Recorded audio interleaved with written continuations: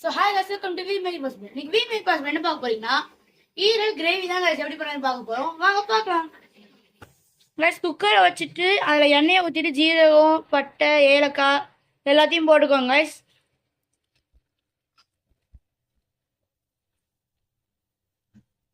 அதுக்கடுத்து வெங்காயம் 2 வெங்காயம் போட்டுக்கோங்க guys.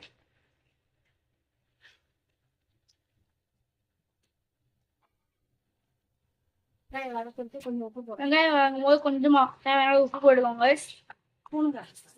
இஞ்சி பூண்டு 2 ஸ்பூன், ஈரலுக்கு தகுந்த மாதிரி போட்டுக்கோங்க guys. பட்டை கிராம்பு 1 டீஸ்பூன் போட்டுக்கோங்க guys. தூள்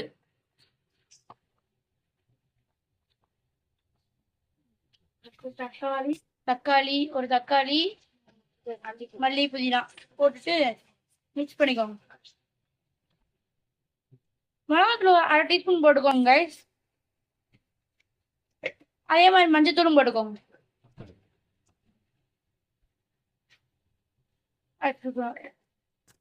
போட்டுட்டு நல்லா மிக்ஸ் பண்ணிக்கோங்க.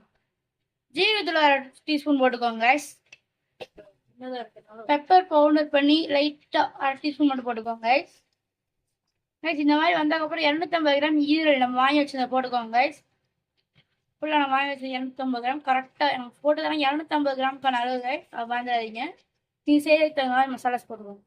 அதுக்கப்புறம் உப்பு, தேவையான அளவு உப்பு போட்டு ஃபுல்லாக மிக்ஸ் பண்ணிக்கோங்க.